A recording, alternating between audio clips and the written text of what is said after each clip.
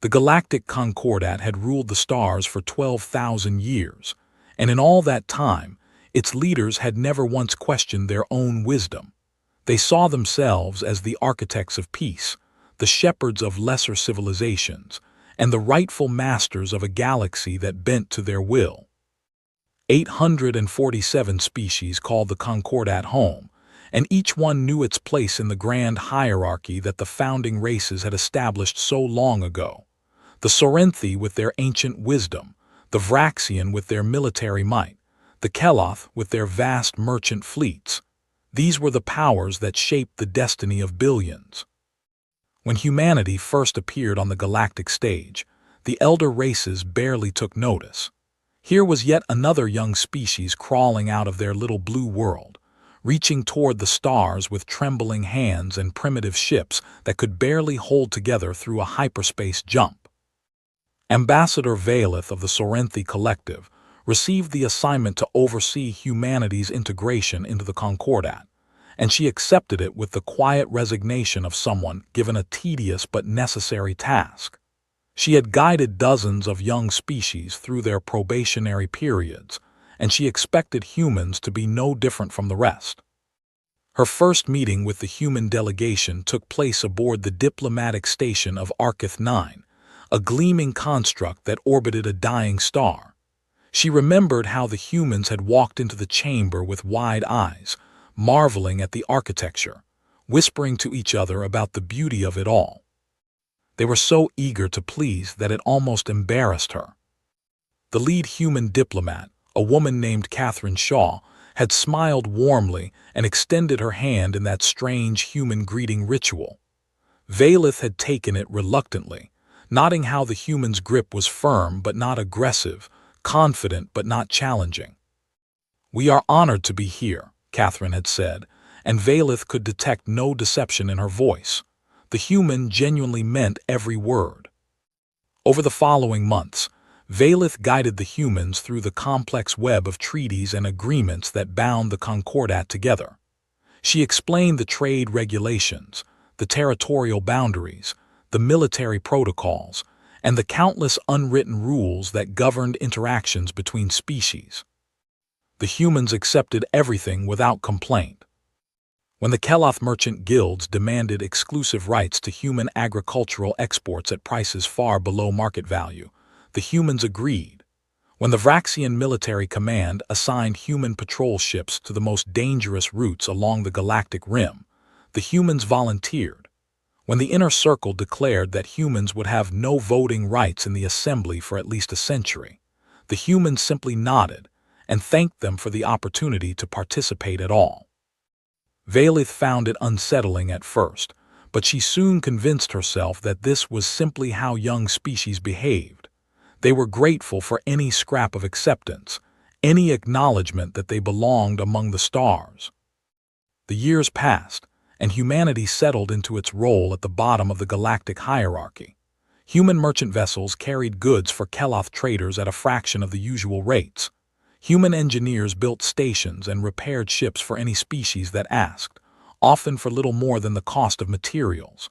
Human soldiers patrolled the dangerous edges of Concordat space, facing pirates and raiders while the fleets of the elder races remained safely in the core systems. And through it all, the humans smiled and said thank you. High Arbiter Morath of the Vraxian Dominion once remarked to Valeth during a private reception that humanity was the most well-trained species the Concordat had ever absorbed. He used the word trained deliberately, as if speaking about domesticated animals rather than sentient beings. Valeth had laughed politely at the comment, as was expected of her, but something about it lingered in her mind like an unpleasant taste. She pushed the feeling aside and continued with her duties. The human delegation grew over the years as more of their people traveled to the stars. They established colonies on worlds that no other species wanted, terraforming harsh environments with a determination that bordered on obsession. They built communities in asteroid belts and on frozen moons, always expanding, always working, always grateful for whatever they were given. Admiral Yuki Tanaka arrived at the Concordat headquarters 30 years after first contact, and Valith noticed immediately that something about her was different. The admiral was polite and respectful, just like every other human Valith had met, but there was a stillness in her eyes that suggested depths hidden beneath the surface. When Valith reviewed the admiral's service record, she found an impressive list of accomplishments. Tanaka had led human forces against pirate fleets in the outer territories, had coordinated rescue operations during the Nexar plague outbreak, and had personally commanded the defense of a Sorenthi research station when raiders had attacked. Not once had she received official recognition from the Concordat for any of these actions. Valith mentioned this to the admiral during a formal dinner, suggesting that perhaps humanity should submit formal requests for commendation. Tanaka had simply smiled, that same warm, patient smile that all humans seem to wear, and said that service was its own reward. "We do not help others for medals or praise," the admiral had explained. "We help because it is right." Valith had nodded and moved on to other topics, but the conversation stayed with her. There was something in the way Tanaka had spoken, something that suggested the human knew exactly what the Concordat thought of her people and had simply chosen not to care. The other elder races saw what they wanted to see when they looked at humanity. They saw a submissive species that had accepted its place, a useful resource that asked for nothing and gave everything, a people who had been broken by the weight of galactic civilization before they had even had a chance to stand. Behind closed doors, the ambassadors and generals and merchant lords mocked humanity's eagerness. They told jokes about human simplicity and human naivety. They passed regulations that further restricted human rights without any fear of consequences. After all, what could the humans do about it? They were just one species among hundreds, and they had no real power, no real influence, no real importance in the grand scheme of things.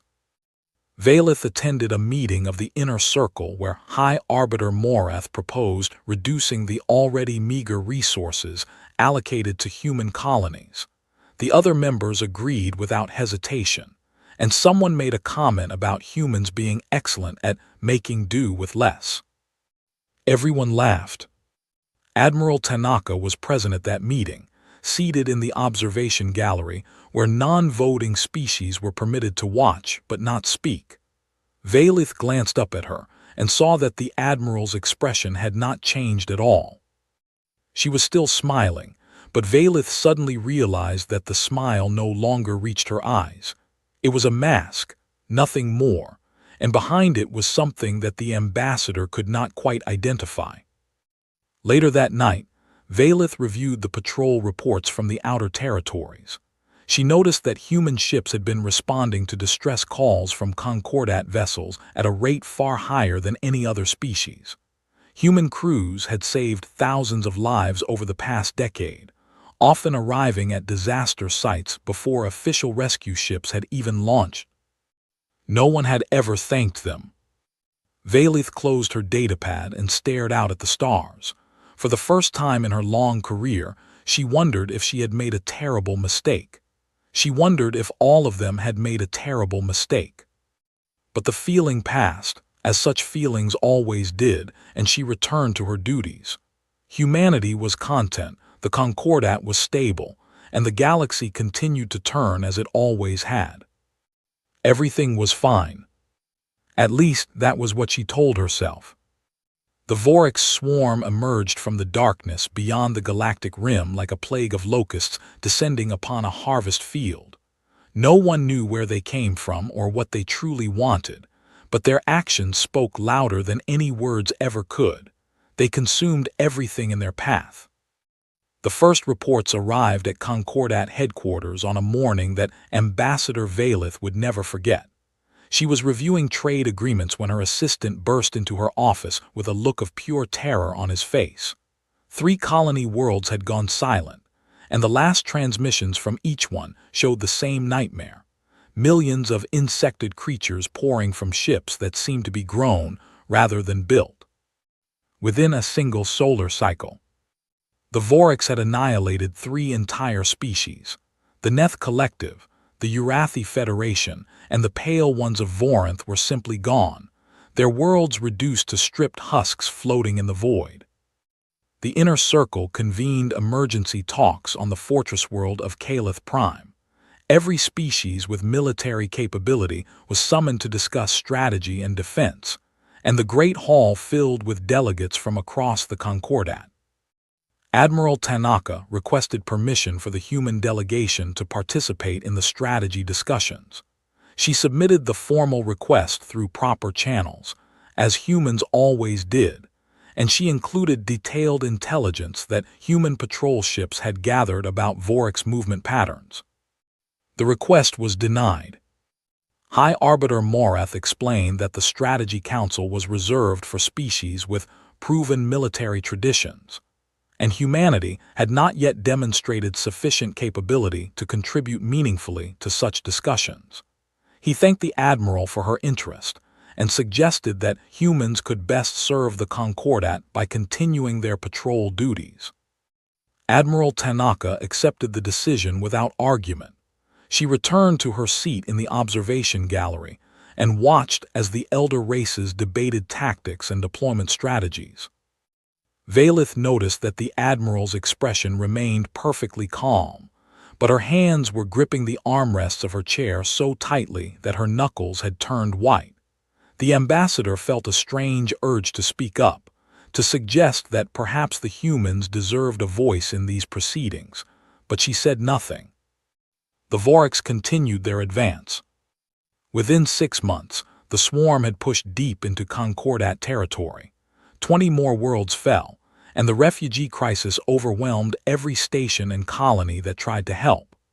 Billions of beings fled before the tide of destruction, and the military fleets of the elder races struggled to hold defensive lines that stretched too thin across too many sectors. Humanity offered their fleet for joint defense operations. Admiral Tanaka presented a detailed plan that would integrate human vessels with Concordat forces, creating a unified command structure that could respond more quickly to Vorax incursions. The offer was taken under consideration. The Council never voted on it. Then the Vorax struck New Kyoto, a human colony on a garden world at the edge of the outer territories. The colony had been established only 20 years earlier, and it had grown into a thriving community of 1,200,000 souls, farmers and engineers, teachers and doctors, children who had never known any home but that beautiful green world. The Vorax fleet arrived without warning. The colony's defense grid managed to destroy 2 hive ships before being overwhelmed, and the last transmission from New Kyoto showed citizens fleeing through burning streets while Vorax warriors poured from the sky. No Concordat fleet came to help. Ambassador Valith learned later that a Vraxian battle group had been stationed only 4 hours away at maximum speed. They had received New Kyoto's distress signal, had acknowledged it, and had then requested instructions from high command. The instructions never came. The Vraxian commander waited for 2 days before finally receiving orders to proceed to the colony. By then, there was nothing left but ash and silence. 1.2 million human lives, erased from existence while the Concordat debated proper protocols. The Inner Circle issued a formal statement of condolence. High Arbiter Morath expressed deep sympathy for humanity's loss and assured them that the Concordat stood with them during this difficult time. The statement was beautifully written, filled with elegant phrases about unity and shared sacrifice. It meant nothing. Valith attended the memorial service that the human delegation held aboard their flagship. She was the only non-human present, and she was not sure why she had come. Perhaps guilt, perhaps curiosity, perhaps something else entirely. Admiral Tanaka stood before a holographic display showing the names of everyone who had died. She read each name aloud, all 1,200,000 of them, and the reading took 4 days. No one left the room during those 4 days. When the last name had been spoken, the Admiral turned to face the gathered humans. Her eyes were red from exhaustion and grief, but her voice remained steady. "They will not be forgotten," she said. "None of them will ever be forgotten." Valith approached the Admiral after the service ended. She wanted to say something meaningful, something that might offer comfort, but the words refused to come. Instead, she simply stood there, feeling the weight of her own inadequacy. "You came," Admiral Tanaka said, and there was no accusation in her voice, only a tired observation. "I had to," Valith replied. "I needed you to know that not everyone in the Concordat is indifferent to your suffering." The Admiral studied her for a long moment, and Valith felt as if she were being measured and weighed. Whatever judgment the human reached, she kept it to herself. "We have submitted another request to join the Strategic Council," Tanaka said finally. "We have also offered to share intelligence that our scouts have gathered from deep reconnaissance missions inside Vorik's territory." Valith blinked in surprise. She had not known that humans were conducting such missions. "Your scouts have been operating inside Vorik's space?" she asked. "For 18 months, the Admiral confirmed. "We have mapped their hive clusters, identified their command hierarchies, and discovered weaknesses in their coordination systems. This intelligence could save millions of lives if the Council would allow us to present it." Hope flickered in Valith's chest. Surely the Inner Circle would see the value in such information.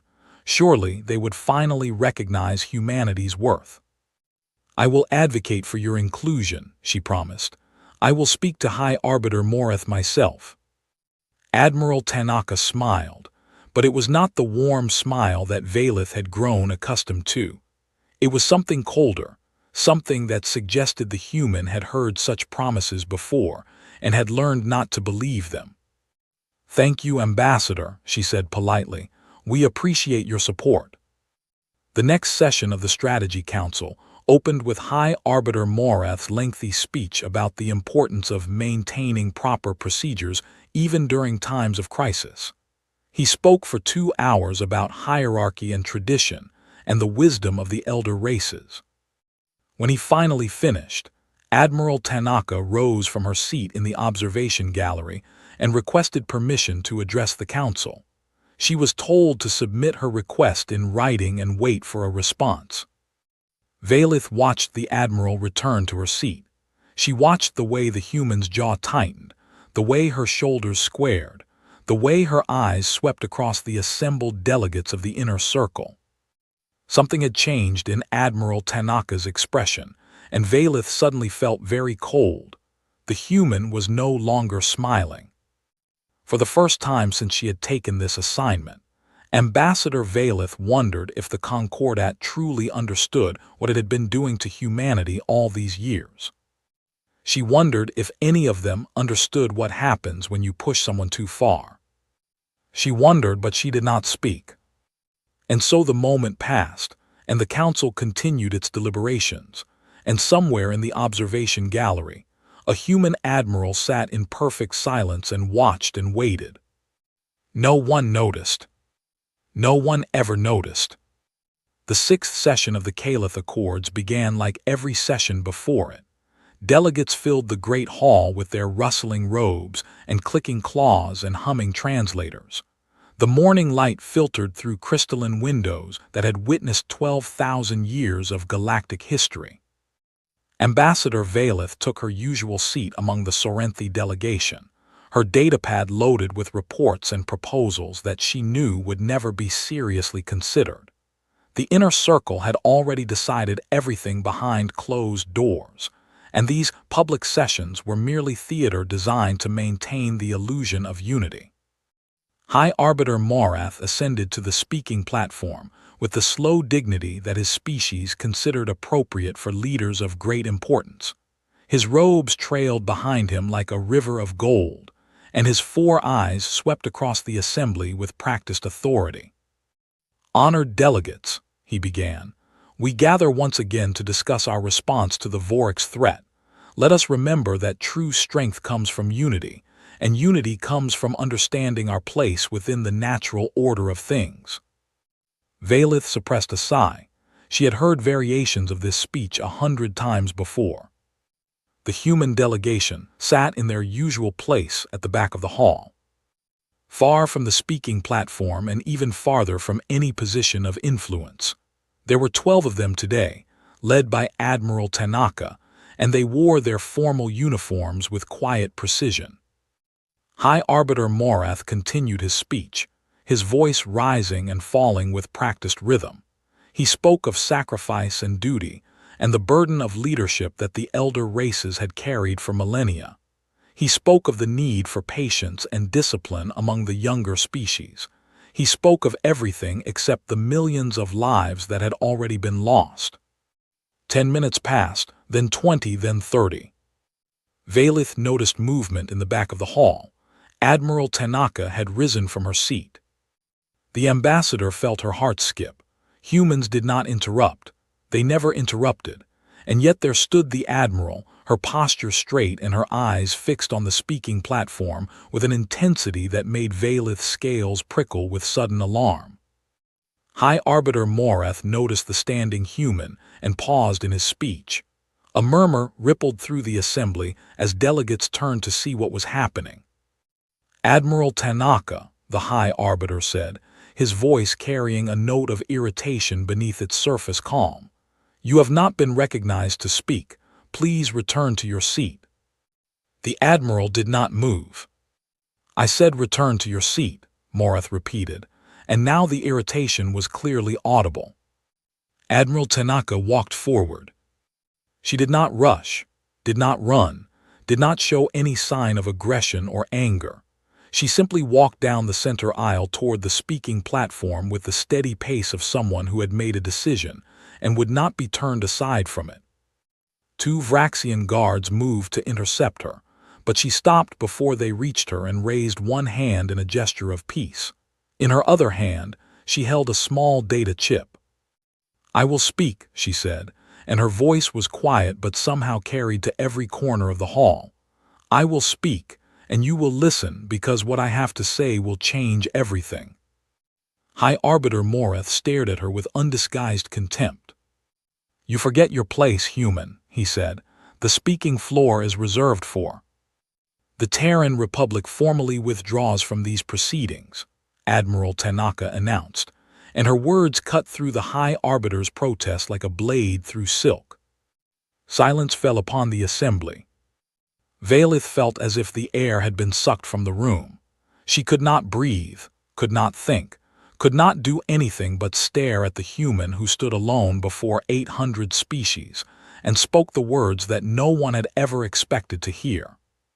"We withdraw from the Galactic Concordat," Tanaka continued, her voice still calm, still measured, still terrifyingly controlled. "This withdrawal is effective immediately. All treaties, trade agreements, and mutual defense pacts between the Terran Republic and the Concordat are hereby nullified." Someone in the assembly made a noise that might have been a laugh. Surely this was some kind of joke. Humans did not have the authority to make such declarations. But Admiral Tanaka was not laughing. She held up the data chip so that everyone could see it. "This contains the coordinates of every Vorix hive cluster within 12 sectors," she said. "Our scouts have been mapping them for 18 months. We know their command structures, their supply lines, their breeding cycles, their weaknesses. This intelligence could turn the tide of the war." She paused, and when she spoke again, her voice had dropped to something barely above a whisper. "We were going to share this information freely. We were going to fight beside you against the swarm. We were going to die beside you, because that is what allies do." High Arbiter Morath opened his mouth to speak, but Tanaka continued before he could form words. "But you never wanted allies," she said, and now there was something in her voice that made Valith's blood run cold. Not anger, not hatred, but something worse. Disappointment. "You wanted servants. You wanted a species that would patrol your borders and build your stations and die for your causes while you laughed at us behind closed doors." She placed the data chip on the nearest table with a soft click that echoed through the silent hall. "You called us well-trained," she said. "You made jokes about our eagerness to please. You took everything we offered and gave nothing in return, not respect, not recognition, not even basic dignity." Admiral Tanaka turned to face High Arbiter Moreth directly, and their eyes met across the distance between them. "We smiled because we hoped that kindness would teach you kindness," she said. "We served because we believed that loyalty would inspire loyalty. We waited because we thought that patience would eventually be rewarded." She shook her head slowly. "We were wrong." The Admiral turned and began walking toward the exit. The 11 other members of the human delegation rose and followed her in perfect silence. "What you are about to face," Tanaka said without looking back, "you will face alone." The great doors of the assembly hall swung open before her. "Wait," someone called out. Valith realized with shock that the voice was her own. She was standing, reaching toward the departing humans with one trembling hand. Admiral Tanaka paused at the threshold. She looked back over her shoulder, and for just a moment her expression softened. "I'm sorry, Ambassador," she said quietly. "You were kind to us. I wish that could have been enough."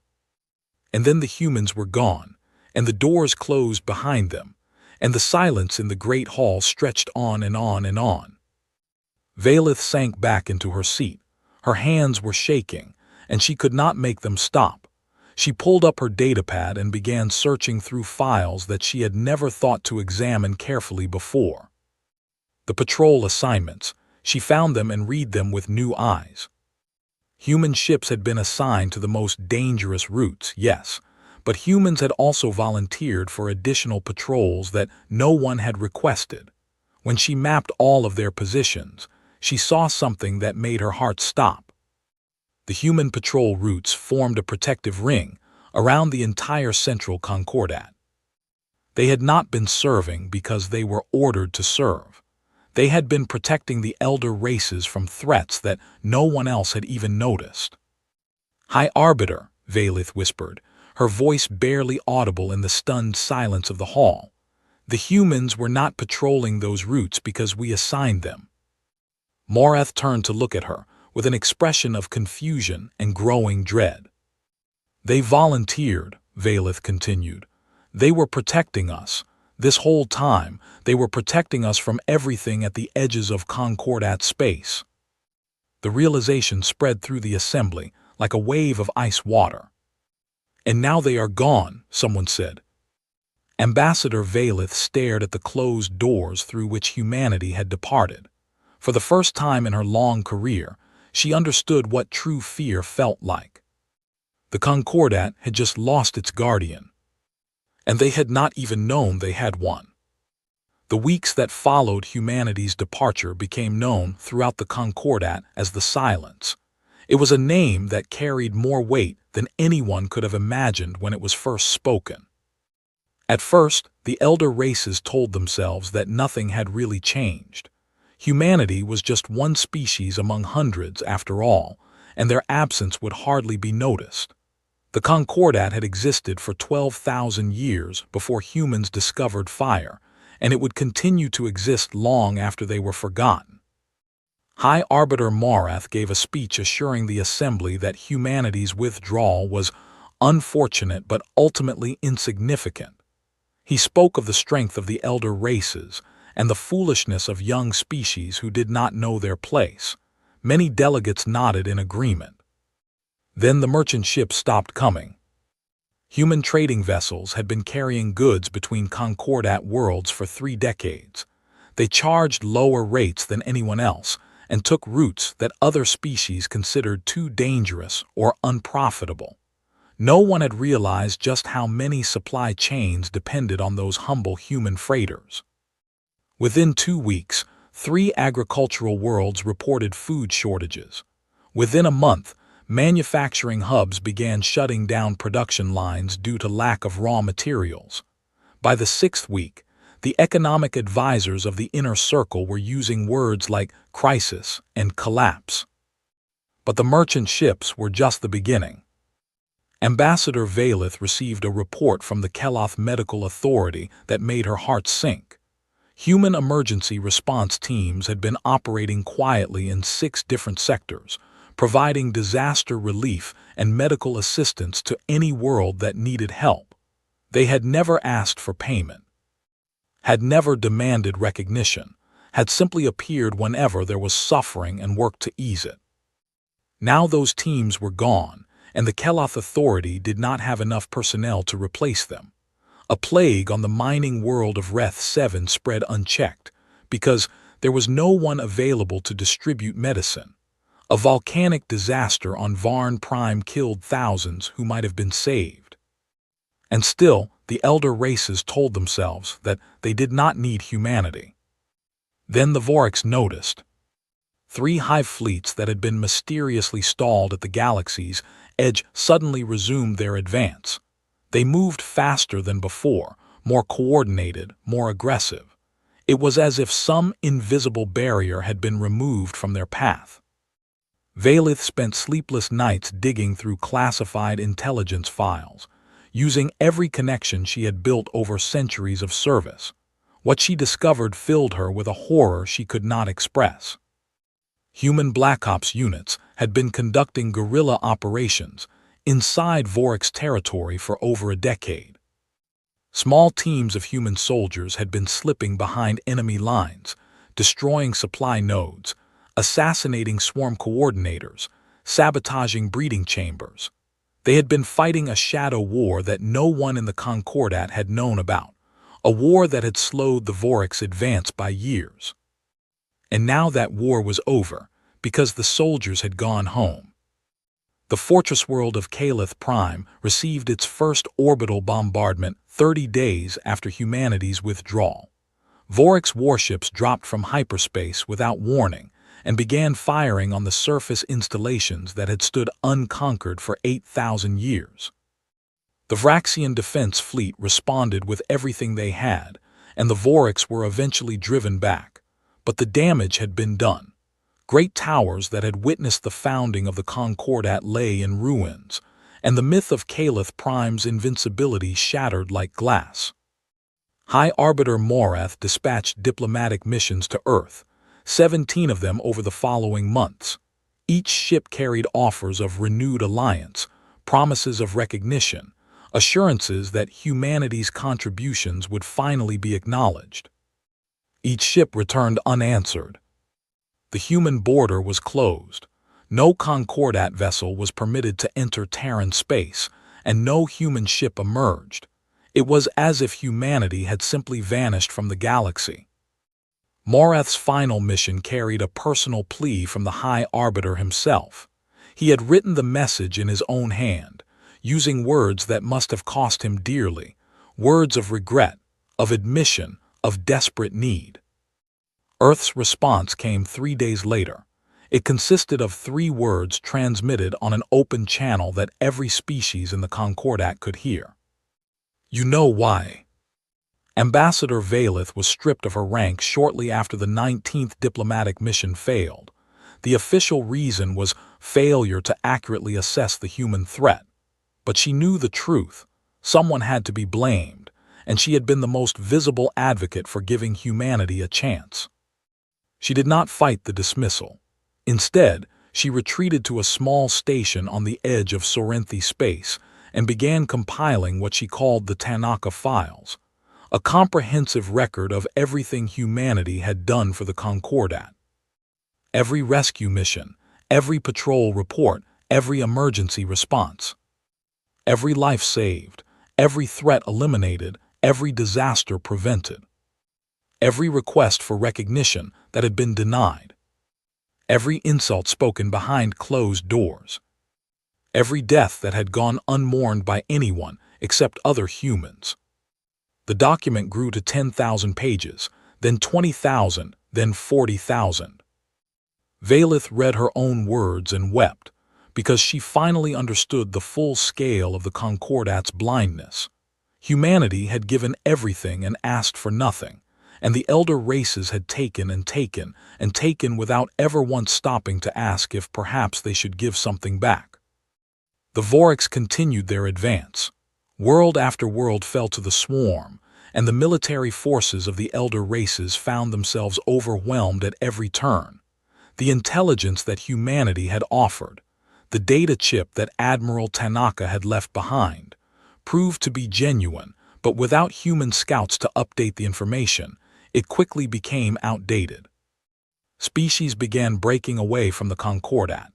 83 civilizations signed separate peace treaties with the Vorax, surrendering territory and resources in exchange for promises of survival, promises that everyone knew would eventually be broken. The inner circle collapsed when the Keloth merchant guilds withdrew their support. High Arbiter Moreth retreated to his homeworld and was not heard from again. Valith watched the disintegration from her tiny station. She watched the galaxy she had spent centuries serving tear itself apart. She watched everything the Concordat had built crumble into dust. One night, when the news feeds were full of reports about another fallen world and another broken alliance, she sat down at her communication terminal and composed a message to Earth. It was not a plea for help. She had no right to ask for that. It was not a demand or a negotiation or a political maneuver. It was simply an apology. She wrote about everything she should have said and done during the years when she had been humanity's guide to the Concordat. She wrote about the times she had stayed silent when she should have spoken. She wrote about the shame she felt for being part of a civilization that had treated kindness as weakness. She did not ask for forgiveness because she knew she did not deserve it. She simply wanted humanity to know that at least one person in the galaxy understood what had been done to them. She sent the message and waited. 3 days passed with no response. On the 4th day, the station's sensors detected incoming vessels, dozens of them at first, then hundreds, then thousands. Valith watched the scanner readings with tired resignation, certain that the Vorax had finally come for her. She prepared herself for the end. But when the ships emerged from hyperspace, they were not Vorax warships. They were human. Ambassador Valith stared at her screen in disbelief as the largest fleet she had ever seen arranged itself in perfect formation around her tiny station. At the head of that fleet flew a dreadnought of impossible scale, a ship that dwarfed anything the Concordat had ever built. Its name was emblazoned across the hull in letters a kilometer tall. The TRS Yuki Tanaka. Valith's communication terminal flickered to life, and a familiar face appeared on the screen, older now, more tired, but still possessing that quiet strength that had always unsettled the ambassador without her understanding why. Ambassador Valith, Admiral Tanaka said, "We received your message." Valith opened her mouth to speak, but no words came out. She could only stare at the human who had every reason to let the galaxy burn. "I need to explain something," the Admiral continued. "We did not come back because you apologized. We did not come back because the Concordat finally admitted its mistakes. We did not come back because anyone asked us to." Her expression hardened. "We came back because we refused to become what you made us feel." The fleet began to move, passing the station on their way toward Vorax space. Admiral Tanaka smiled, and this time the smile reached her eyes. "Humanity does not abandon people to die," she said, "even when they deserve it." The transmission ended, and Valith watched the human fleet disappear into the darkness between the stars. For the first time in months, she felt something she had almost forgotten how to feel. Hope. The human fleet moved through Concordat space like a storm of righteous fury. Everywhere they went, the Vorax fell before them. Every hive ship that rose to challenge them was reduced to drifting wreckage within hours. Ambassador Valith traveled with the fleet aboard a medical vessel, offering what help she could to the wounded and displaced. She watched the human soldiers fight and bleed and die for species that had mocked them, and she marveled at their capacity to care for those who had given them so little reason to care. The first major engagement took place above the colony world of Sethar-3. A Vorax fleet of 200 ships had surrounded the planet and was preparing to begin its harvest when the human dreadnought dropped out of hyperspace directly in their midst. The TRS Yuki Tanaka was a monster of engineering, bristling with weapons that no other species had ever seen. It fired once, and 30 Vorax ships ceased to exist. It fired again, and 30 more followed them into oblivion. The rest of the human fleet swept in from every direction, coordinating with a precision that took Valeth's breath away. Human pilots flew their fighters into the hearts of hive ships and detonated their reactors from within. Human marines boarded Vorax command vessels and fought their way to the central brains that coordinated swarm behavior. Within 6 hours, the entire Vorax fleet had been destroyed. The people of Sethar-3 emerged from their shelters to find human dropships landing in their ruined cities. Soldiers who should have been celebrating their victory were instead unloading medical supplies and emergency rations. Engineers were already surveying damaged infrastructure and making plans for reconstruction. An elderly Keloth woman approached a human medic who was treating survivors of a collapsed building. She looked at the young soldier with confusion in her eyes. "Why are you helping us?" she asked. "We did nothing to help you." The medic smiled gently as she bandaged the woman's wounds. "That's not why we help people," she said. "We help because we can." The Burning Week, as it came to be called, saw the human fleet strike at 7 major Vorax hive clusters simultaneously. Admiral Tanaka had spent the year of silence preparing for exactly this kind of campaign, coordinating with human intelligence networks that had been operating in Vorax space since before the withdrawal. Every strike was surgical, devastating, and perfectly timed. On the 3rd day, human forces destroyed the primary breeding complex that produced Vorax queens. Without new queens to coordinate their swarms, entire hive fleets fell into chaos and began fighting each other. On the 5th day, human hackers infiltrated the neural network that connected all Vorax minds and introduced a corruption that spread like wildfire. Billions of swarm warriors simply stopped moving as their shared consciousness tore itself apart. On the 7th day, Admiral Tanaka led a strike force directly into the heart of Vorax territory and destroyed the central intelligence, a massive organic computer the size of a small moon that had guided the swarm's expansion for centuries. The Vorax did not surrender because they did not have the capacity for surrender. They simply ceased to function as a unified threat. Scattered hive fleets continued to cause problems for years afterward, but the existential danger had passed. The galaxy had been saved by the species it had despised. In the aftermath of the Burning Week, survivors from across the Concordat gathered on Calith Prime to witness something that had never happened before: a human addressing the Galactic Assembly as an equal. Admiral Tanaka stood on the speaking platform where High Arbiter Moreth had once lectured her about knowing her place. She looked out at the delegates who remained, less than half of the original number, with empty seats marking the species that had been lost, and she spoke without notes or prepared remarks. "We came back because humanity does not abandon people to die," she began.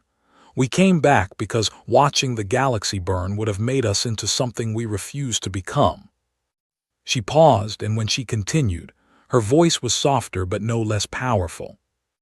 "We did not come back for gratitude or rewards or recognition. We did not come back to prove that we were right and you were wrong. We did not come back to gloat over your suffering or demand that you acknowledge your mistakes." The Admiral's gaze swept across the assembly. "We came back because being kind is not a transaction. It is not something we do in exchange for being treated well. It is simply who we are." She straightened her shoulders. "You may rebuild your coalition. You may establish new treaties and new alliances. You may even invite humanity to join as a member, and if you do, we will consider your offer seriously and fairly." Her expression hardened just slightly. "But understand this. We are not your servants. We are not your soldiers. We are not your children waiting to be taught our place in your hierarchy." Admiral Tanaka took a step forward, and her voice rang through the hall like a bell. "We are humanity. We are kind because we choose to be kind. We are strong because kindness is not weakness. And the next time anyone in this galaxy forgets what that means—" She let the words hang in the air. "There will not be a next time." The Admiral turned and walked toward the exit, just as she had done 1 year earlier. But this time, no one tried to stop her, and no one looked at her with contempt. Instead, they looked at her with something she had never seen from the elder races before: respect. Ambassador Valith watched Admiral Tanaka depart. She wanted to follow, to speak with the human one more time, but she knew that some words were better left unspoken. Instead, she turned to the delegates around her and began to speak. "We have been given a second chance," she said. "We did not earn it, we did not deserve it, but we have been given it nonetheless." She looked at the empty seats, the memorials to fallen species, the scars that war had left on everything and everyone. "The humans taught us something that we should have known all along," she continued. "They taught us that kindness is not weakness. They taught us that helping others is not a sign of submission. They taught us that true strength lies in choosing to be gentle when you have every reason to be harsh." Valith felt tears forming in her eyes, but she did not try to hide them. "We looked at humanity and saw servants because we could not imagine anyone being kind without wanting something in return. We saw weakness because we had forgotten what real strength looked like. We saw a species that needed to be taught its place, when in truth, we were the ones who had lost our way." She took a deep breath. "If we rebuild the Concordat, if we create something new from the ashes of what we destroyed, let us remember this lesson. Let us remember that the species we dismissed as broken was the only one willing to save us. Let us remember that they did it not because we earned their help, but because helping is simply what humans do." The assembly sat in silence for a long moment. Then slowly, delegates began to stand. One by one, they rose from their seats, Sorenthi and Vraxian and Keloth and dozens of other species, and they turned toward the doors through which Admiral Tanaka had departed. They did not speak, they did not need to. They simply stood in honor of the species that had refused to let them die. Ambassador Valith stood with them, and in that moment she made a promise to herself. She would spend the rest of her life making sure that no one ever forgot what humanity had done, not the battles they had won, but the choice they had made. The choice to be kind, even when kindness had been denied to them. The choice to save those who had hurt them. The choice to show the galaxy that mercy and strength could exist in the same heart. Outside, the human fleet was preparing to depart. Their work was done, and they were going home. But they would be back. Not as servants or soldiers or children seeking approval. They would return